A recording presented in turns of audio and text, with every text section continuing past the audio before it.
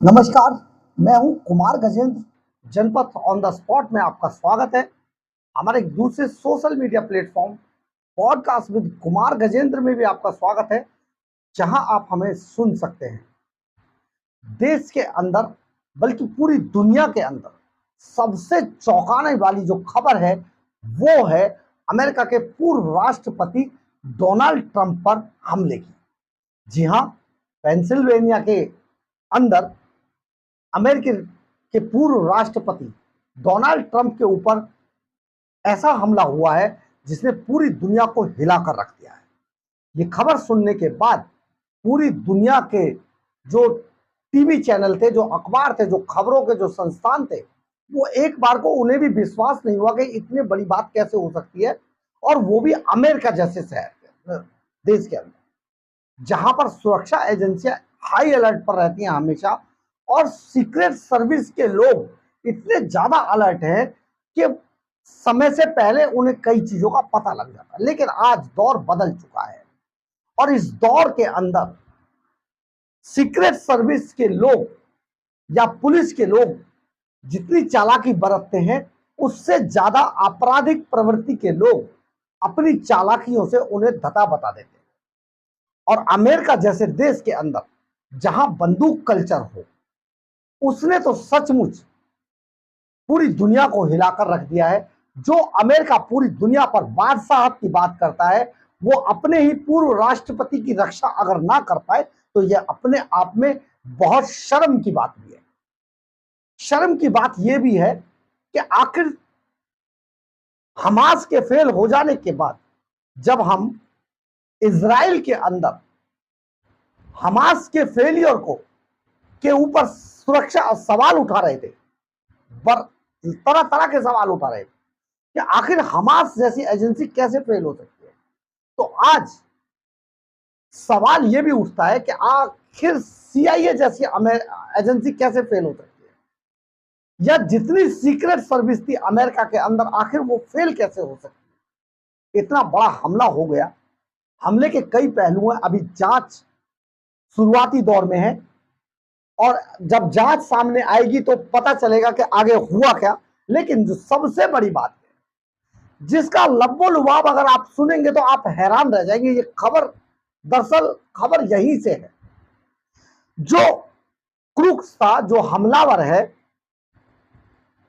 वो हमलावर जिसने डोनाल्ड ट्रंप पर हमला किया है, वो हमलावर वामपंथी विचारधारा से जुड़ा हुआ है।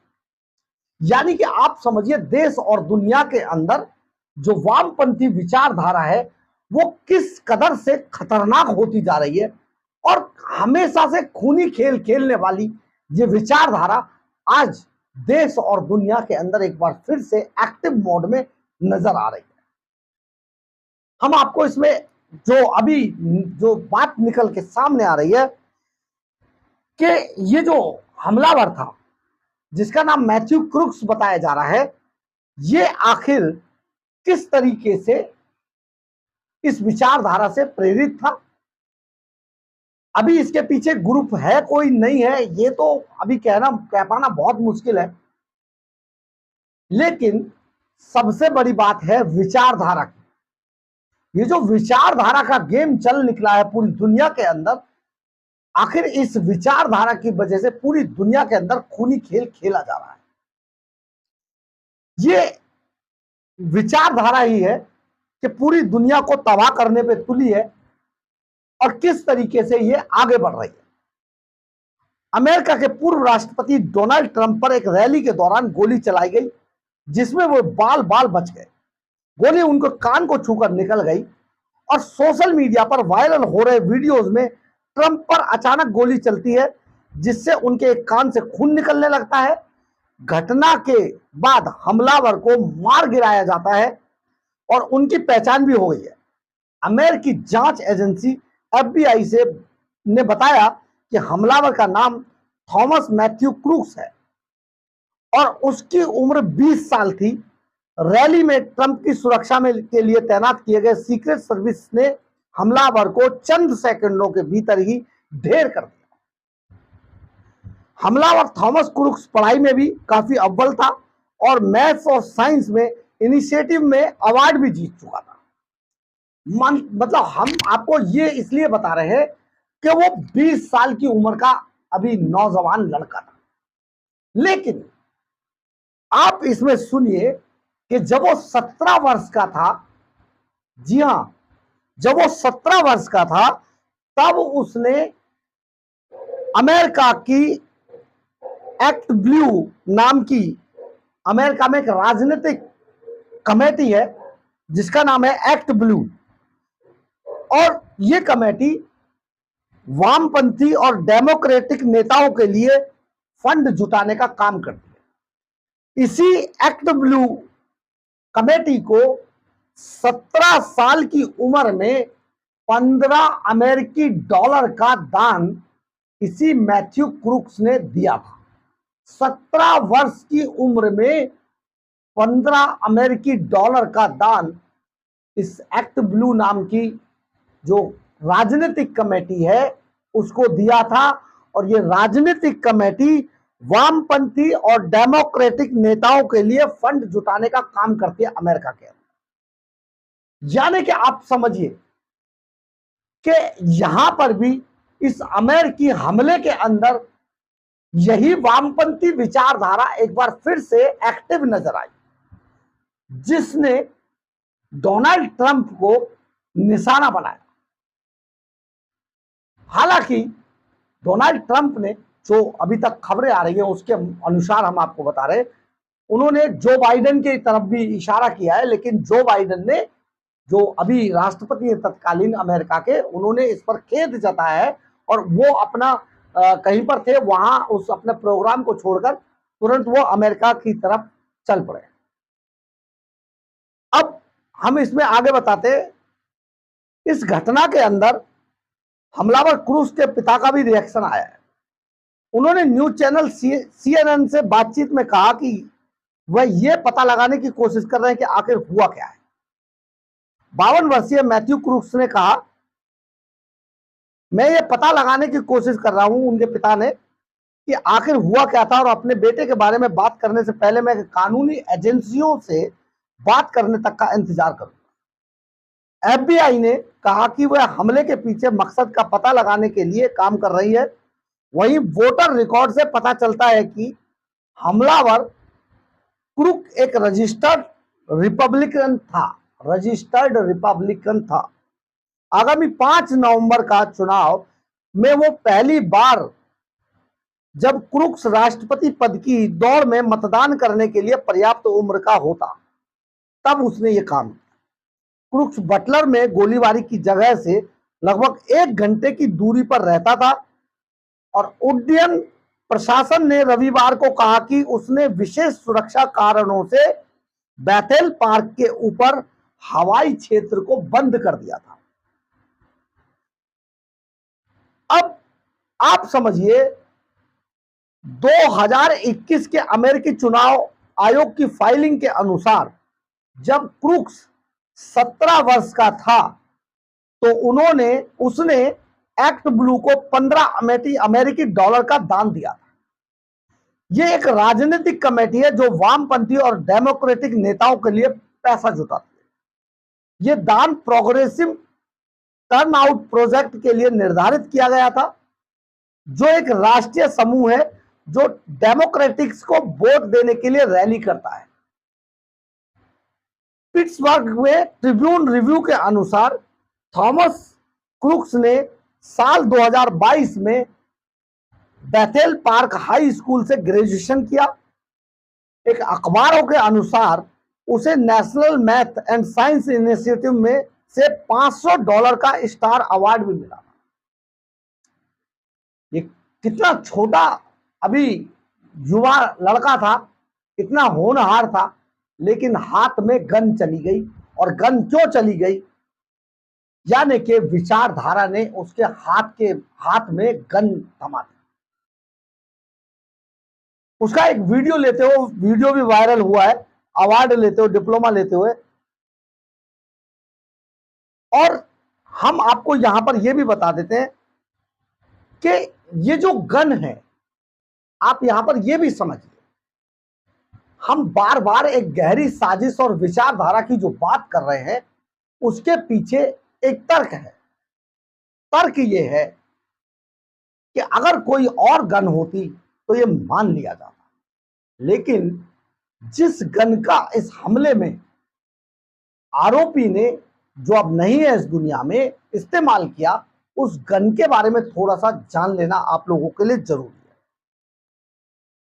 इस गन के अंदर AR-15 राइफल का इस्तेमाल किया गया। ये जो AR-15 राइफल है, ये सेमी ऑटोमेटिक राइफल है और मिलिट्री स्टाइल की राइफल है। ये अमेरिका के अंदर जो अमेरिकन आर्मी है वो भी इसी तरह की राइफल का इस्तेमाल करती है। और जहां से यह हमला हुआ 200 से 250 मीटर की दूरी पर हमलावर मौजूद था वहां पर, और इस गन के इस्तेमाल से उसने डोनाल्ड ट्रंप पर, पूर्व राष्ट्रपति पर हमला किया। रिपोर्ट के अनुसार AR-15 राइफल अमेरिका में सबसे लोकप्रिय बंदूकों में से एक है। देश के कुछ सबसे भीषण सामूहिक गोलीबारियों में इसी का उपयोग किया गया है। बता दें कि AR-15 एक सेमी ऑटोमेटिक हथियार है, जिसका अर्थ है कि उपयोगकर्ता कम समय में कई शॉट फायर कर सकता है। इससे मिलती जुलती गन M16 का उपयोग वियतनाम युद्ध के बाद से अमेरिकी सेना द्वारा किया जाता है।